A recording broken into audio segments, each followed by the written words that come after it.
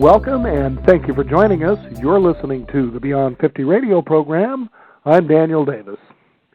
You know, as many of us begin approaching midlife, we start to become a little bit jaded as we have an intention to be able to see our desires come true, but then we have a lot of disappointment along the way where things just don't work out the way we want. We hear a lot about workshops such as the law of attraction, the power of intention, and manifesting miracles, but yet we step out in the day and find ourselves again disappointed as to why does it seem to be working for everyone else but not me. Well, joining us here on the Beyond 50 radio program today is someone who had founded Success for the Soul back in 1996.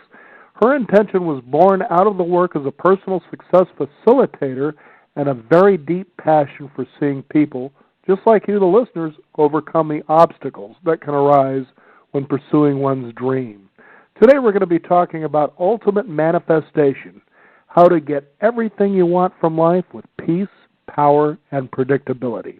And I'd like to welcome to the Beyond 50 radio program our special guest, Ms. Sonia Miller. Sonia, thank you for joining us here on the Beyond 50 radio program. Well, thank you for having me. It's a real joy and a pleasure. I like to be able to put together a program that is a joy and a pleasure. And I think that's probably one of the biggest barriers to people getting what they want is they just don't feel that kind of joy and pleasure in pursuing it or once they have it, enjoying it. What do you think? I think that's a really wonderful point. And, you know, in my journey as a life coach, and certainly in some of, you know, I love how you started the program by talking about, as we approach midlife, you know, we kind of are reviewing our lives and we had hopes and dreams and did they happen or not. And I think a big part of it is that we have these expectations and not just about for our lives, but how life is supposed to be, and that can really affect our ability to connect with our joy.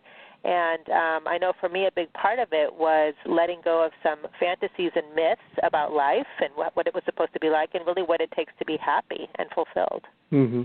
Now, this, like you said, you started your Success Soul company for personal growth, Success for the Soul in 1996. But before that, you were in corporate finance, stockbroker. Hopefully you weren't trading Enron shares. But, you know, what was it that you were there and kind of disillusioned and maybe bumped you into this direction with your life? Well, you know, all through my youth, I kind of the course that was charted for me was a really good training in how to be a people pleaser, how to be a good girl, how to get good grades and do what you're supposed to do. So that's exactly what I did. I got good grades. I went to college. I pursued a business degree because it seemed like the smart, responsible thing to do, and I could get a financially secure job. And once I did that and I got a job in the financial institution, it was really the first time I was had the space and the permission to ask myself, well, now what? You know, I've done everything I'm supposed to do. What do I want to be when I grow up? And it was really a strange question because I felt like I'd never had that permission. And as I started to ask, and there was there was no answer inside for a long time because it was really all about people pleasing. But I started to realize that my interests were really about the invisible world and all things metaphysical and energetic and spiritual. So I put myself on a path that really covered multiple decades of being the student and the voracious reader and groups and gurus and teachers and healers and counselors, and eventually started to really find out what it all meant to me and a tremendous passion. And I went from student to teacher, and Success for the Soul came out of that. Now, you say something, Sonia, that I think is so key about how you grew up and you were a people pleaser. I believe all of us go through this. I mean, obviously, we want to make our parents happy. Our next goal is that we're in school. We want to make our teachers happy so we get good grades and we don't go to the principal's office, which I think I spent more time there than I ever did in class anyway, which was not a bad thing. But then, you know, like we were saying earlier in the program, you get to a point in your life where, gee whiz, if I had went back and did this differently, see, with you, you were somebody who did the good grades and you went to college and you did these things, as you said, you were supposed to do. Well, I didn't do any of that, but I did some of the things I wanted to do. But then again, you start looking outside yourself at other people thinking, but why can't I have that? Why doesn't it work out for me? Why do I seem to do things that just, gee whiz, And, well, one of the things you talked about was the fact that we kind of, I guess, really don't know who we are. And that's one of the biggest, probably, obstacles that we may face, that highest truth of who we are as to why we're not attracting or having the kind of life that we really want. Tell us about that. Well, I think that's a great way to just kind of bring it all into focus. When I really go off into the realm of this kind of stuff that I teach and people who are interested in the law of attraction, that body of work tells us that we create our own realities. And there's a lot of truth and there's a lot of techniques and tools and teachings, but as you said, what a lot of people encounter is even when they start to pursue, let's say they finally do cross the border from people-pleasing into I want to do the things that make me happy, they start to feel a sense of empowerment, they study, they take on tools, they go to create the life that they want. Sometimes they have some success and sometimes not. And I think that one of the biggest reasons for that is we always have the opportunity to look at, even if I say I want this, why do I want it? Is it because it's really a reflection of who I really am, as you were saying, or is it because it's what I think I should want, or it's because mom and dad told me I should want it, or society's telling me this? So there's a lot of chasing what I always look at it like there's a small you, which is the part of us that kind of walks around on the planet, doing what we think we're supposed to do or what the right thing is, and then there's the big you, which is your soul self that really has the answers to who am I and why am I here. And it's not always clear to us who's driving the bus. And so when we're chasing things in the physical world, jobs and financial goals and relationships and weight loss and the house and the car, and we think even that that's what we really want, well, our souls know best. And sometimes it doesn't happen because there's kind of a disconnect. Mm-hmm. And I think that the opportunity for the true fulfillment comes when we start to open the door to discovering, asking that question, and really discovering, like you said, who am I really, and what's going to be fulfilling to my soul? And guess what? It might not be connected at all to all the things I thought were going to make me happy. Mm-hmm.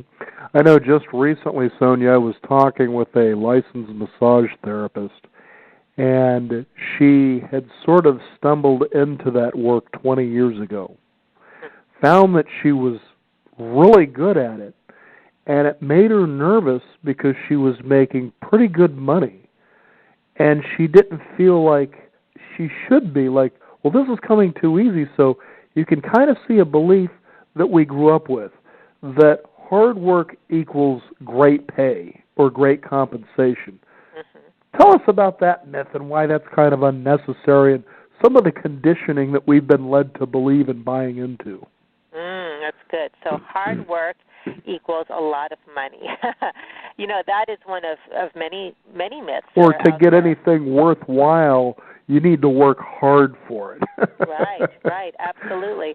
Well, once again, when I look at these kinds of questions, I'm really wired to look at it from the realm of the invisible. So there's kind of this physical world that we live in, and then there's the world of energy and your soul, and the source energy, so to speak. And so I look at this physical realm as what I affectionately call the illusion. The illusion is this realm of limitation and restriction, and our souls come into this physical realm for a very specific reason. It isn't an accident. It isn't punishment. It isn't like, this chaotic thing.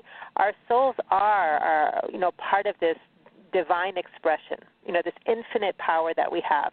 But we come into this realm to forget, and part of the forgetting process is buying into all of these illusions, what I call incorrect cause and effect thinking. So one of them is I have to work really hard to make any money, or I have to even do something. You can't make money doing something that you love is another one.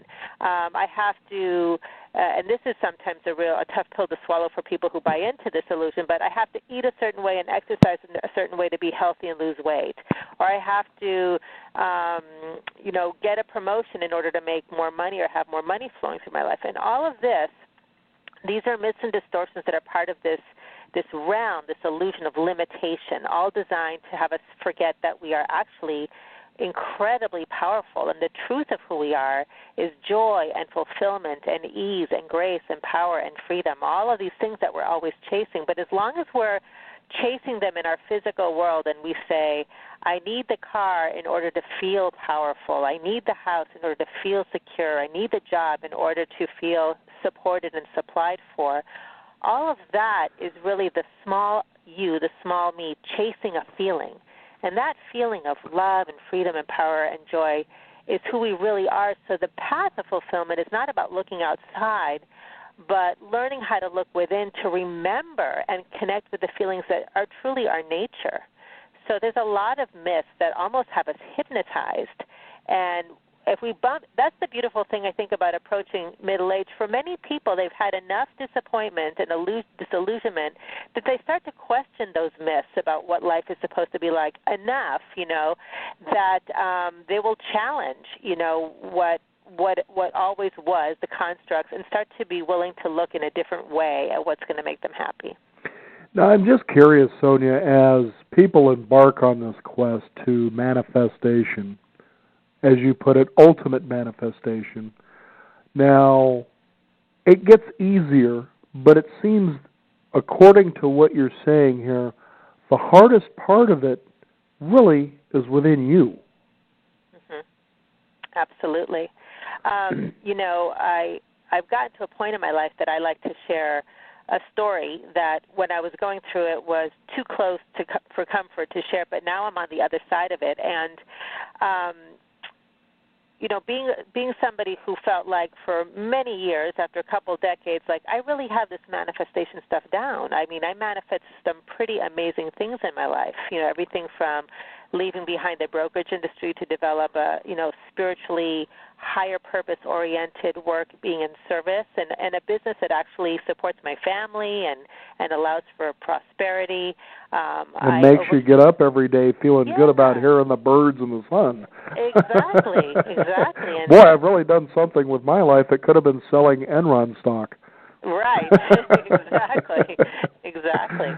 And, I wrote a book that has helped people all over the world, and I manifested a lot of things. And so I thought, I've got this stuff down, but in the last decade, my life hit a series of earthquakes where a lot of things that I thought were demonstrations of really getting this manifestation stuff started to crumble. And my mom got sick with cancer, and I was her caregiver for 4 years, and ended in a legal dispute, much to my shock and dismay, loss of assets. I mean, life, just like you started off the show, didn't go the way I thought it was going to go. But for me, it was like, wait a minute, everything that I thought I understood and believed to its deepest core was really shaken up, and I have people trusting me with their hopes and dreams. So, right. So that all of this to say, it's exactly what you just asked about, which is that led me back to me, like at a very deep, deep level. I had to come back to myself and question my beliefs, but really go within.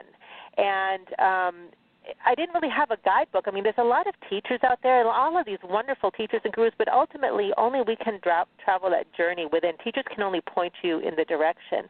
And I really got to see, that there were just aspects of myself and aspects of life that I was judging as good and bad, and so much of the journey is about just challenging constructs and judgments. And it sounds so trite until you actually have the direct experience, but it is so much about self-acceptance and self-love and really trusting that is ultimately the most powerful force in your life, and when you can really surrender to that, you will be guided towards the higher truths of yourself and life and doing something that's really fulfilling.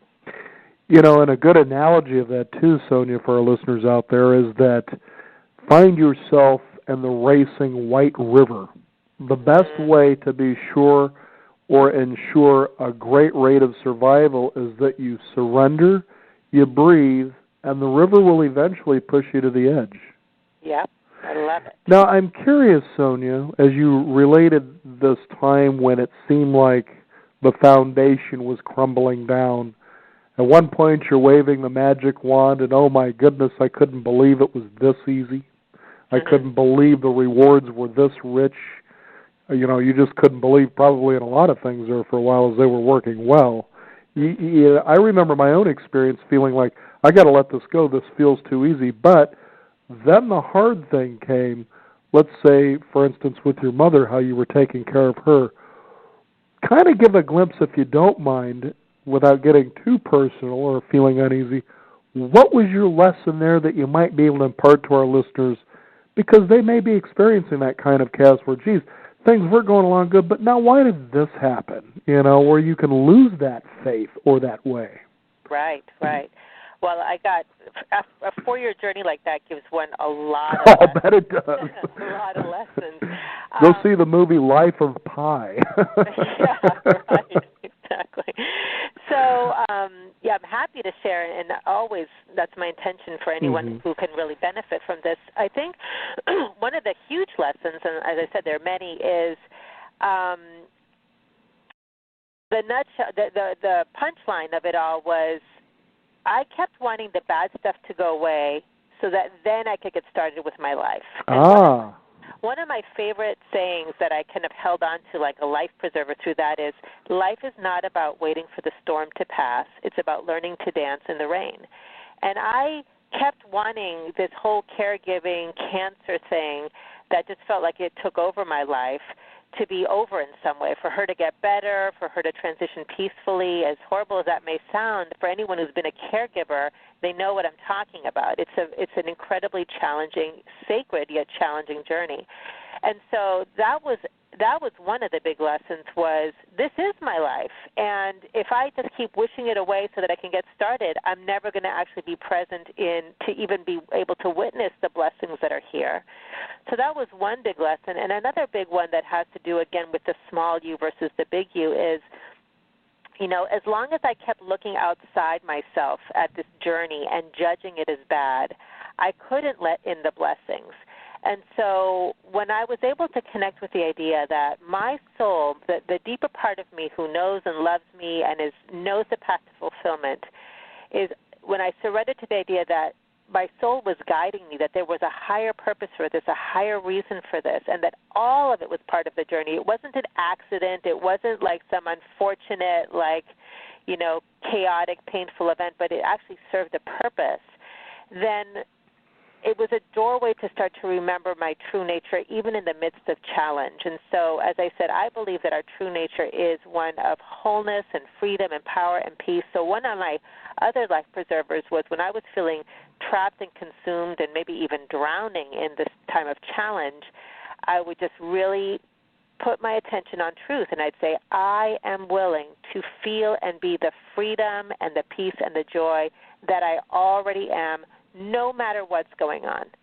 Because the truth is, there are people in times of challenge who are able to, like you say, surrender and flow down the river and still be connected to love and joy. And then there are people who are in challenge and chaos and fight it every step of the way and suffer tremendously. And it really is about, am I going to put my attention on the evidence that this is horrible, or am I going to look for evidence that there are blessings here? So it was an incredible time of discipline and an opportunity to practice some deeper ideas. And I would think, too, at least through the situation with your mother, is that she probably became more deeply proud of the fact that she had you willing, when that time came, to be by her side to help see her through this, however it would turn out.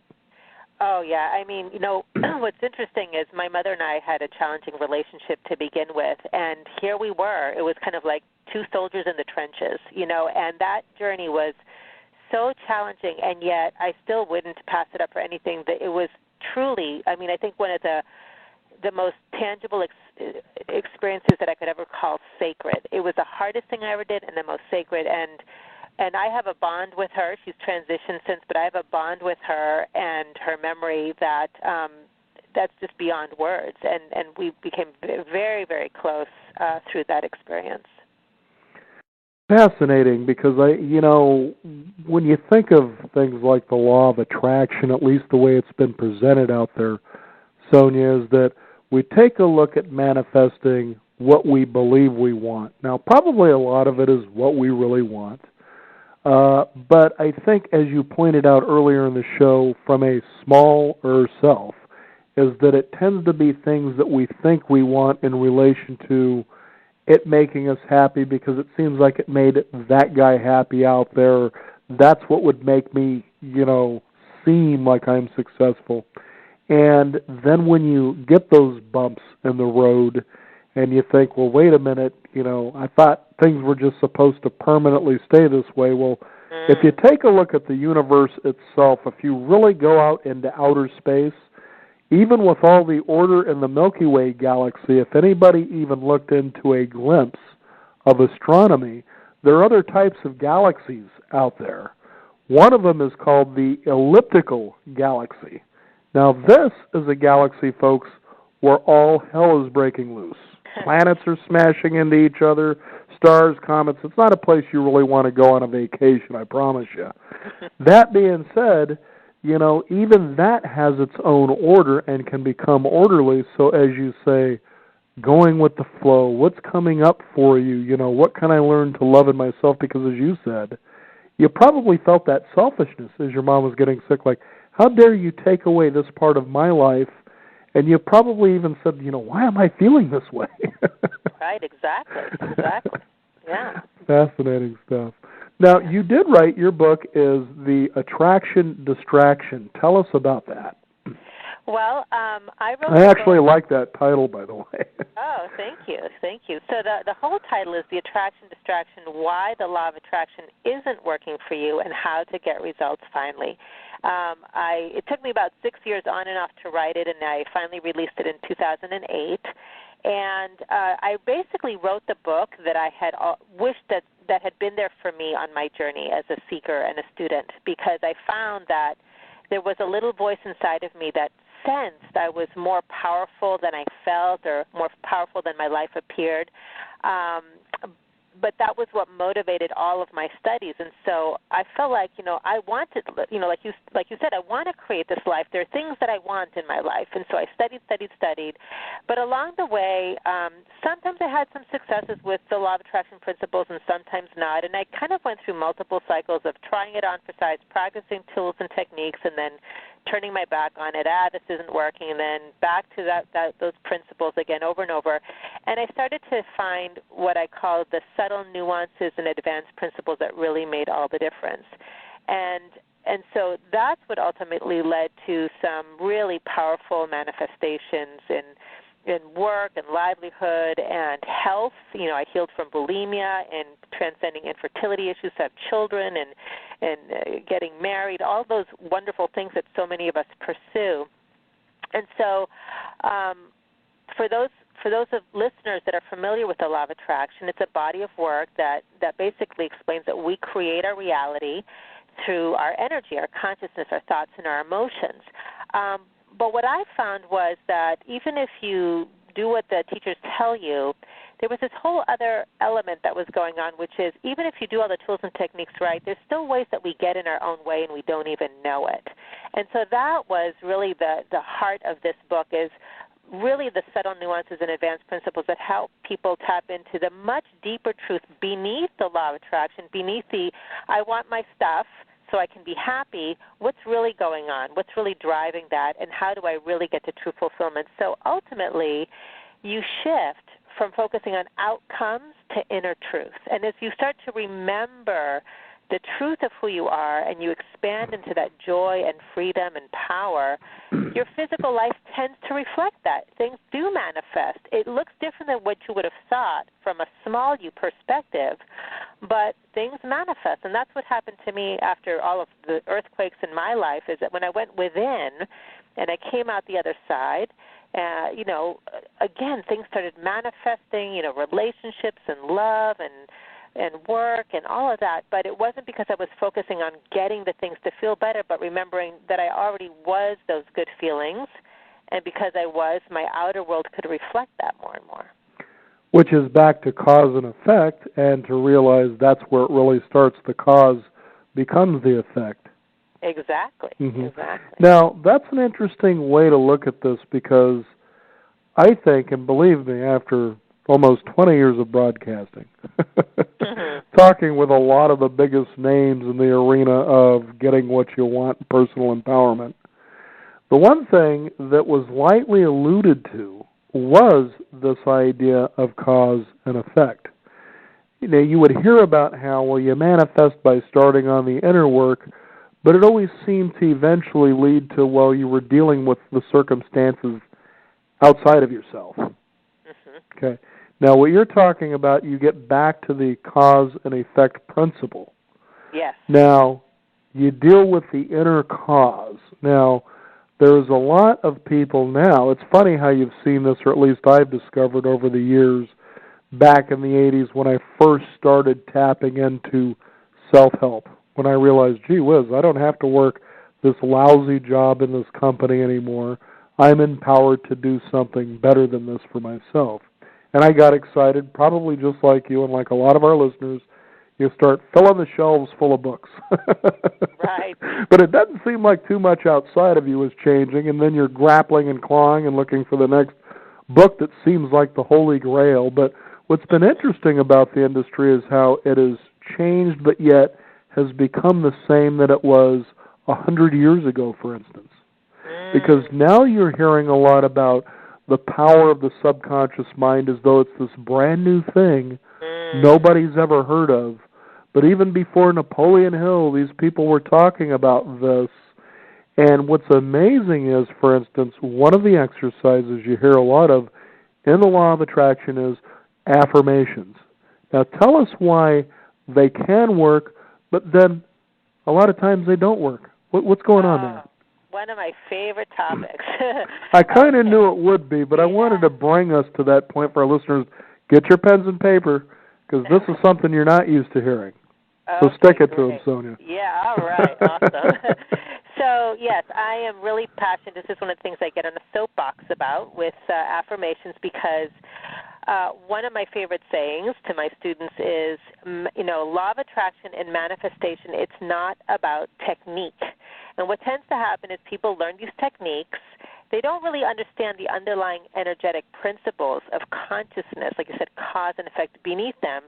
So they look at the affirmations as almost like you said, a magic wand. And so it's something that they do.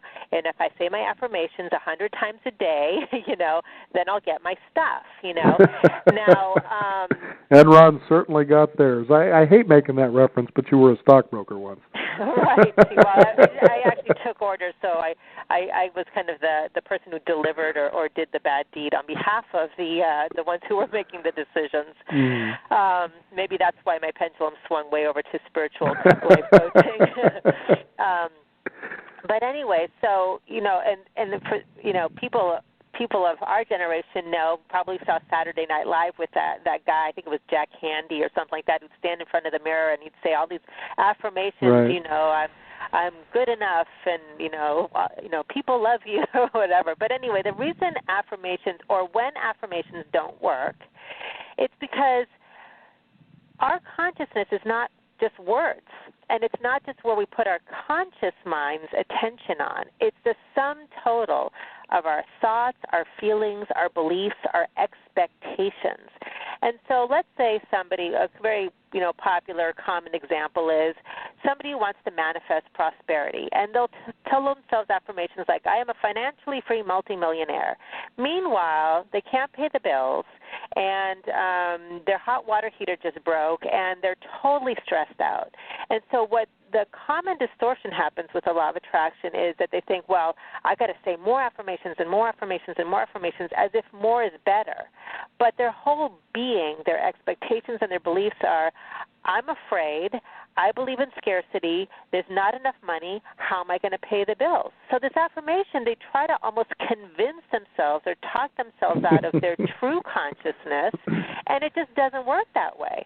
What's really happening is you're trying to, and I like to make the distinction that when we're outer focused, we are engaged in the illusion, and we are buying into what I call the illusion of power, which is based in control. We try to control the circumstances of our lives in order to feel better. But true power is about remembering the truth of who you are. So when we're in control mode, nothing's going to change. Affirmations that are used to try to control how you feel don't work. you're feeling fear. We're feeling fear in a situation like that. So rather than trying to control it, and everyone's heard this, what you resist persists, you're actually giving more energy and attention to the thing you don't want. So what actually works is a way of releasing the resistance to the fear, releasing resistance to thoughts of scarcity and, oh my gosh, how am I going to pay for the hot water heater? And instead of saying, no, go away, I need to focus on being a financially free multimillionaire, instead we say, yes, I'm afraid. Yes, at this moment I'm believing in the illusion of scarcity. Yes, and I'm willing to remember the higher truth, that there is abundance right here, right now, that all is well, that there's a solution and a way, that my true nature is infinite supply. So part of the journey is about really starting to learn what is higher truth. Higher truth is all of these higher truths of wholeness.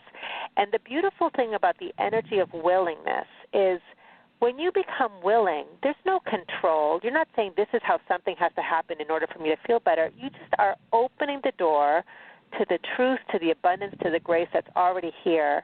And that's where source energy and truly the power of the divine can just come in, because all of those control mechanisms that we put up with our minds and our affirmations and our beliefs, they fall away when we just say, it's that surrender principle. We just surrender that whole battle in the mind, and we open up and say, I am willing to remember.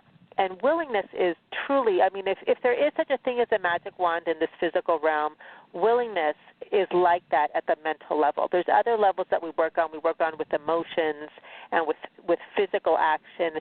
And what are the ways to foster allowing of the abundance that's already here, rather than trying to beat it into submission and make it happen. And affirmations done incorrectly is a form of trying to beat our thoughts into submission rather than allowing the truth of who we are to keep coming into our awareness. So, Sonia, would you say to the listeners then that we're not saying affirmations are good or bad, they just are a tool, but it's more of a matter of, I suppose, and I want to be careful of saying this, but it's the best way I know how to say it, it's in its proper application. And if so, what would that be? Right. So absolutely it's a tool. And the thing about all of the tools and techniques is they work when we understand the concept beneath why they're being used and how they're supposed to be used. So absolutely, affirmations can be hugely powerful in the proper application. And so the proper application is and this is something that I love from one of my teachers regarding manifestation. Okay, so one saying is, the feeling gets the blessing.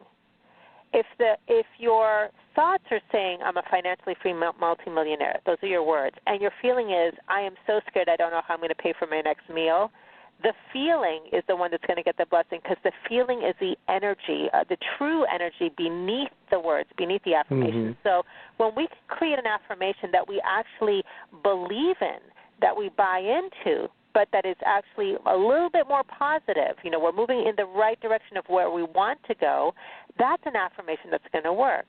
So rather than I'm a financially free multimillionaire, which no part of you believes in that moment, you're in fear, an effective affirmation is, yes, I'm afraid, and I'm willing to see how abundance might be present in this moment. I'm willing to discover how to allow more financial flow into my life. I'm willing to believe, even if I don't understand intellectually, that there is abundant supply, and I'm willing to open up to it. Now, that's something you believe in. That's something that the feeling is behind and aligned with the words. That's going to move you in the direction of opening up to something better than what you're experiencing in the moment. So, Sonia, let's take a look at what you just said here, and maybe, let me know what you think about this ideal and adding curiosity. So back to the poor guy who's affirmed that he's a multi-millionaire, but his water heater's now blown up. There's water all over the floor. There's water damage. Oh, my goodness, how am I going to pay for this? If I was one of the Kardashians, it wouldn't be a problem, but this is my situation, and it stinks. Would another way, too, that you can actually affirm that situation, something like, where is the prosperity in this particular moment? Absolutely. So that could be a good way to look at it as well. Yep, absolutely. Okay. Yep. Because the reason I ask that is, over the years, and again, you're hearing a lot more of the power of the subconscious mind, is that the subconscious takes orders directly. It's just like, a computer. It's input, output, and there it is. And as you've been talking about here, cause equals the effect, okay? So here's this poor guy or gal. They're affirming how they're multimillionaires, and they're reinforcing this over and over, but as you said, it begins to grow because they look to their outside senses, realizing this isn't true. And then, for instance, they may be watching a show like Keeping Up with the Kardashians and all the flashy glimmer, glitz, and money that's going on there. I can't stand those people. Look at all the money they're really wasting it, so forth and so on. So they're really canceling everything out because, as you said, they're saying those things with feeling. Exactly. You can see why this isn't working too well. Exactly. Funny stuff. Now, you also, one of the things that you hear a lot is that we tend to get in our own way. If you can kind of describe what that is like and how maybe we can begin to change that. Well, what we just discussed with affirmations is one of the ways that we do it. So ask curious questions more than anything.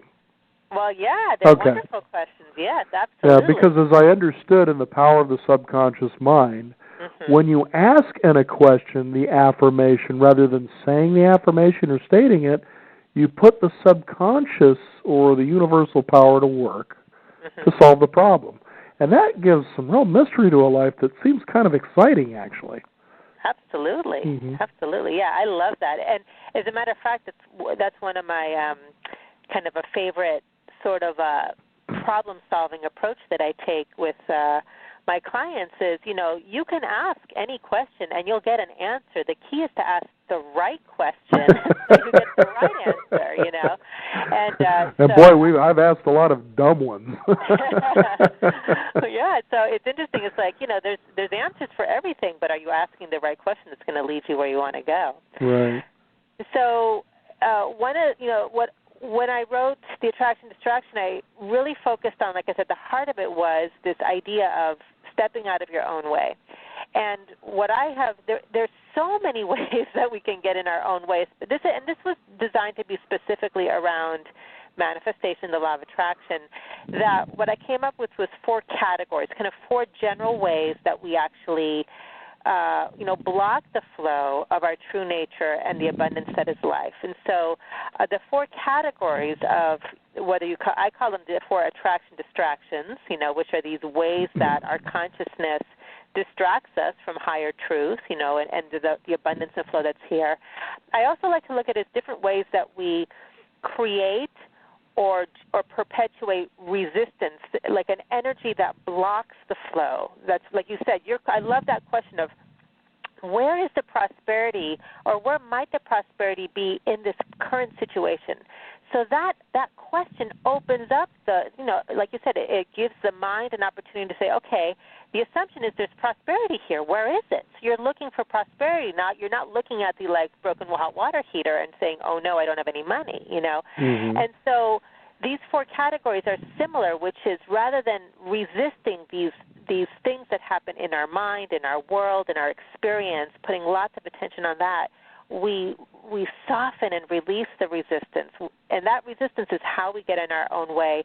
And we get out of our own way by learning how to recognize the resistance. And I call it becoming an excellent self-manager. You become like a detective. Oh, this is what resistance looks like in my mind. And this is what resistance looks like in my actions. And this is what resistance looks like when I'm having an emotional reaction to something. So the 4 categories that I came up with, number 1 is the ego, and the ego being that part of our consciousness, that part of the small self that actually believes that you are separate. It's like a paradigm that we operate from. You are separate from all of the abundance that's right here, right now.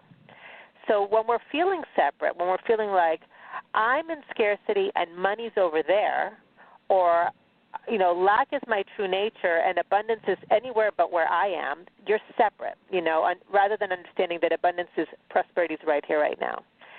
We get in our own way with our emotions. This is a favorite topic of mine because it's almost like epidemic, I think, in our culture. I find that the vast majority of people relate to their emotions from a context of control. Either we are trying to control our emotions or our emotions are controlling us. And as long as we're relating to our emotions with control, we're getting in our own way.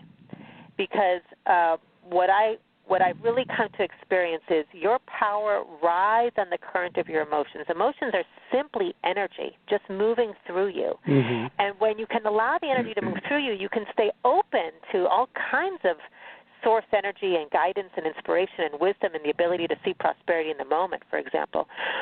But when you're resisting your emotions and the things that make you, quote, unquote, feel bad, the feelings that you judge as bad, for all of the many reasons that we do this, again, what you resist persists. And so a common law of attraction distortion is, I'm trying to manifest prosperity. Oh, no, I can't pay my bills. I'm afraid. What am I going to do? This is bad. And then what we do is we beat ourselves up and go, oh, no, I can't feel that way. I can't think that way because I'm going to, quote, unquote, counter-create. I've heard this so many times.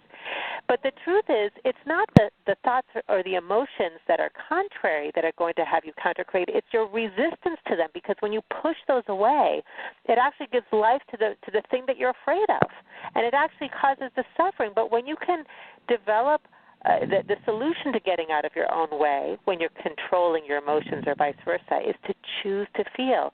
If you're afraid, let the fear move through you. It'll be like a wave. It moves through you. Go to a friend, vent about it, go for a walk, but just let it move. It will dissipate. And when it does, there's usually a peace or a stillness or quiet, and in that you can connect to truth again. You can all of a sudden you become aware of an idea that you couldn't connect with before, or a solution, or all of a sudden prosperity shows up in a way that totally takes you by surprise. Why? Because the energy is moving, and you haven't locked in the scarcity by resisting it so much. Sonia, you brought up something right there. I almost wanted to jump in, but I just wanted to let that wave ride, because I was wondering, and this just occurred to me, would fear be the emotional result of the ego's belief that it's in a situation that it can't control? Absolutely. And one of my, Byron Katie, I love how she puts it very simply. She goes, all suffering, and fear is just one form of suffering, is when you believe a thought. Okay. The thought isn't true, but your belief in it is what causes the suffering. And I know we, 2 weeks ago, had Don Miguel Ruiz, who wrote the Four Agreements, and he simply states, thoughts, are not real. Right. And so, as you said with Byron Katie, it's the same thing. So it's kind of interesting to realize, as you said, just allow it to flow. But a lot of times, the suffering comes from holding on to that, doesn't it? Absolutely, absolutely. And as somebody who's traveled, just to share, the reason I speak so passionately about this, I could tell you could feel I had a wave moving through me that you didn't want to interrupt, is because I affectionately used to refer to myself as the talking head. That's what my eating disorder, the bulimia that I healed from, was rooted in, which was for whatever reason, messages growing up or whatever, I was wired to absolutely control my emotions. I had all sorts of fears and judgments and beliefs about them, and we all have different, a lot of people have some control issues around their emotions because of messages that they got growing up. And so when I started to heal from that, and started to, like you say, just choose to feel the feelings that move through me, not only did so much suffering end, but it opened up this whole connection to my soul and to just a higher guidance and truth. That's why I say your power rides on the current of your emotions, but until you allow them to move through you, it's really like a cork in the bottle. It just can't flow. You can't connect to that part of yourself until they start to flow. Wow, fascinating stuff here. And you can see, because as you mentioned, one of the challenges you had was infertility for a while, correct? Yep. And you can almost see, just based on what you said, and it's kind of fun, folks, to be talking here with Sonia, because you have so many things that just have me spinning here, but with the fact that you at one time weren't able to have children, it's almost like your spirit is saying, well, what makes you think that you could procreate? You can't even be creative with a life we've given you already. Yeah. as a way of looking at it. Yeah, there's many metaphors that, absolutely would be relevant. Mm-hmm. Absolutely. Fascinating. Now, talk about the power of gratitude and forgiveness in the realm of the law of attraction. Oh, I love that. One of my favorite aspects of the work that I do, kind of my own personal, it's more than a hobby because I turned it into a life's work, is I love to take commonly taught principles and look at why does it work, what's underneath it, like I did with affirmations. And so gratitude, for example, is one that I delved into quite a few years ago. I'm like, okay, so what is the big deal about gratitude? It isn't the technique of gratitude that works. What's the energy beneath it? And the energy and the consciousness, why gratitude works is it's a tool that has you direct your attention or basically communicate to the universe or focus on I have. I call gratitude the energy of havingness. And so when you're saying thank you for this pen on my desk, you're telling the universe, I have a pen. I have. Or thank you for the $2.13 in my account. Rather than like, oh, my God, I'm broke, I have no money, I'm going to give thanks for what I have. And it's blessed and multiplied because what happens with manifestation, all of creation, is the energy flows where your attention goes. So if I'm putting my attention on having, I'm going to experience more having. Like you did with the prosperity. Where's the prosperity in this situation? If I put my attention on prosperity, if my subconscious mind or any other part of my consciousness is looking for prosperity, that's what's going to create. That's what's going to show up. And so gratitude is very powerful because it is guiding your consciousness to put its attention, to direct your energy on what you have, the energy, the experience of havingness, and as you do, that is blessed and multiplied. Fascinating, because I was just thinking back to the broken water heater scenario. Is the gratitude perhaps in that moment would be to say, I'm grateful that I'm in a house where I have a water heater problem rather than a food shortage or a water problem. Exactly. For instance, like what you see in third world countries. I actually have the personal experience of a dear friend of mine, this is now 10 years ago, whose daughter was diagnosed with a very aggressive form of cancer at the age of 17. And she went through a grueling year of chemotherapy treatments, and this was a very close friend of mine, her daughter. And she's considered a miracle, according to all of the American Medical Association books. But so I got a chance to talk to her because I knew her since she was little, and I asked her, how she got through it. And she told me this story, which is a beautiful example of gratitude. And she said, every day my mom would ask me, what's one thing I can be grateful for? And she said, and one day I gave thanks. I was grateful that my toe hurt really bad. She goes, because it meant I had a toe, because they were talking about amputating my leg. Oh, my. So, I mean, if that is an example of, in any situation, you can find something to be grateful for and know it's a discipline. I mean, it's so easy for our minds to be caught up in lack and scarcity, but it is a hugely powerful mental, spiritual practice because it directs your attention. And I have to believe that, the work that her mom and her did, and they were so disciplined about always looking for that, the glass half full, had to have a big part in the journey that, she's here today, Fascinating stuff. And when you think ultimately at the tail end of all of this, forgiveness to me seems to be one of the most powerful things or tools, if you will, that we have, because ultimately I think, as I had come to finally learn what forgiveness is that you forgive yourself for being in that being in the first place that blocked you from being able to just let go and, I guess, experience the soul as you're talking about here today. Yeah. I think forgiveness is such a deep and rich concept and energy behind that. But I like this. There's two things about forgiveness that I really like sharing with people. One is something that I learned when you take the word forgive and you kind of break it down and flip it around, which is give for. It's the idea of that for this thing that you are perceiving as unfair, unjust, hurtful, whatever, in exchange for that, you give for it a higher perspective on the truth, which is a willingness, again, to see that there's, even if I can't see it, there's an opportunity, there is divine love here. Like you said, where's the love? Where's the perfection? Where's the opportunity in this situation?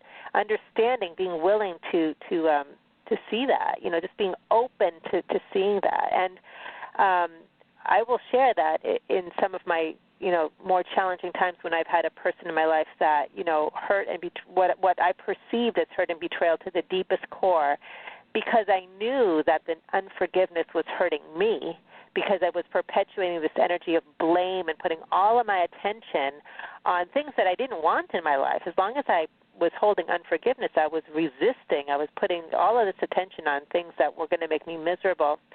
Again, I practiced that energy of willingness because I couldn't forgive. At that moment, I couldn't forgive. So my affirmations evolved from I'm not going to forgive, not feeling it, can't imagine it. That's where it started. So just saying yes to that being okay in love and acceptance, then eventually to I'm willing to be willing to forgive. I wasn't even willing. I'm willing to be willing. And eventually that softened into I'm willing.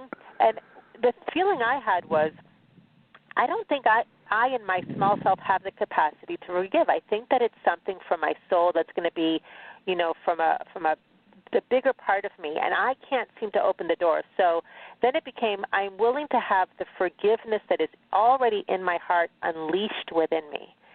So I stopped trying to control forgiveness. I just started becoming willing to have it move through me like energy. And eventually, I'll never forget the day I was driving and I realized, oh my gosh, I've actually forgiven this person. And it was about really recognizing that as long as you're holding unforgiveness, your attention is going towards everything that you don't want in your life, and you're the only one who suffers. You're the one who's going to experience that consciousness because of cause and effect. Mm-hmm. Sonia, as I was talking about earlier in the program, is that, 100 or so years ago, and you can go back to biblical times, you read the Bible, and it seems to me to be one of the greatest things that you can read that really talks about all these laws and principles, but seems to be in so many ways misused and miscommunicated.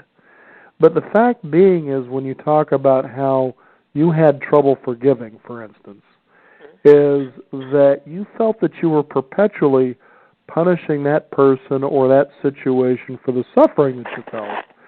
And as I was talking about earlier, going back 100 years, there was a woman who wrote a marvelous little book, The Game of Life and How to Play It.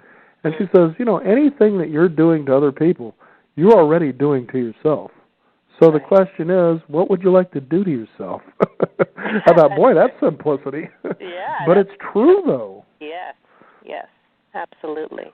Because the truth is, most people aren't thinking about you as much as you think they are. That's very true. So forget about beating up on yourself, folks. It just doesn't work.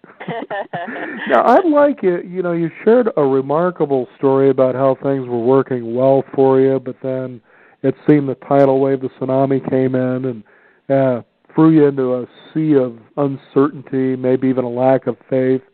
But in releasing, you found yourself back to the surface with a completely different spiritual perspective, and your life began to even work in probably more miraculous ways than you could have ever imagined.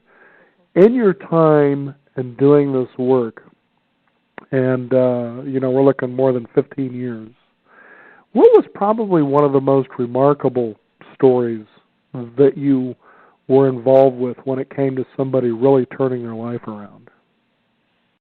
Oh, my goodness. I know you've got a lot of them, but just one that just really comes to mind for you. Well, I'm thinking of a woman who had come to one of my coaching programs, and we always start off with having people set 3 goals for themselves during that coaching program, and it's called Ultimate Manifestation, and she had set 3 goals, and we have a very specific and quite different way of relating to goals because as I've shared, my perspective and what I teach and what I've experienced is the goals are not the goal. the goals are simply a tool to support you in your expansion, and the true goal is what your soul is here to do, which is expand. So she set 3 goals, and she had been on disability for 2 years, and she was enjoying that because she didn't really like her work. But one of her goals was, my disability is about to run out, and so one of my goals is I need to get a job. And she had another goal around relationship, and I can't remember what the third goal was at the time, but, we're about halfway into this 90-day program, and she was checking in, and she says, Sonia, she goes, it's amazing. I'm seeing all of this traction in relationship and this other area of my life. She goes, but this job thing is just not happening. What's going on? So I asked her, I said, so do you really want a job? Or is that a goal because you think you're supposed to want one, back to the beginning of our conversation? Mm-hmm. And so she goes, well, no, I really don't want a job. I thought I was supposed to get a job because my disability is going to run out. And I said, well, what do you really want? To go, because this is a perfect example of your energy, your consciousness, your feelings are saying one thing, but your words are saying another thing, and as the feeling gets the blessing, you don't want the job, But she was afraid to want what she really wanted. She wasn't listening to her soul. And so she says, well, if I could have anything, she goes, I'd go back to school, and I don't know how that's going to work, but I'd go back to school and it would be paid for. I go, well, your job is to figure out the what that you're really aligned with. And the universe handles the how, but you have to be open to it. You're not going to be able to control how this happens. So she shifted her goal. She finally owned what her soul really wanted. And I'm not saying it always happens like this, because sometimes we'll see dramatic results and sometimes you've just... Right. It's very different. But your question was, what was the most kind of remarkable story was by the end of the 90 days, I love this story, she was enrolled in a full-time program in college, fully paid for. Wow. Yeah. And what specifically did she want to take in college? Well, she was moving from, I can't remember what she used to do, but she moved into, she wanted to do like hotel and recreation, like hospitality type of work. So she was a whole 2-year program that she wanted to get involved in, and it was a pretty big departure from what she had been doing. Very exciting. Yeah. You can hear and you can tell, folks, just by listening to Sonia, that passion in one's life is something that should never be denied, because it gets exciting. You get up every single day. You can't sleep hardly, much less, you get around of being tired. And, things just get better for you. They really, really do. Sonia, could you give out a website people can find out more about your work?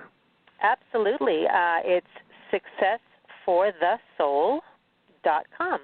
And it's all one word, just the way it sounds, no dashes, spaces, or numbers. And lots of free resources, lots of articles, tips, tools. You can sign up for our audios and newsletters, so successforthesoul.com.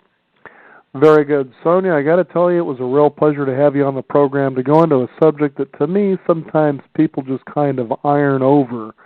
And I think sometimes people just walk away a little lost, like, well, I'm doing that. I'm doing what I was told to do, and it's just not working out for me. But now you can come to understand why.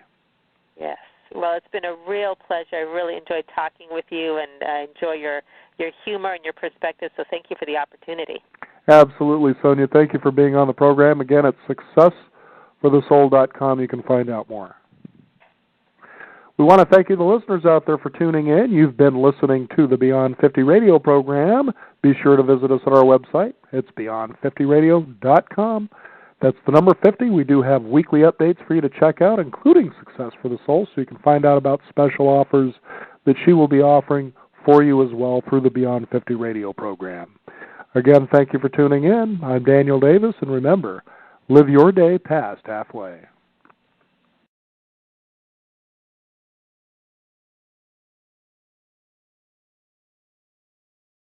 Sonia, thank you. You're welcome. Thank you. That was a lot of fun. Well, it should be, shouldn't it? Yes, absolutely.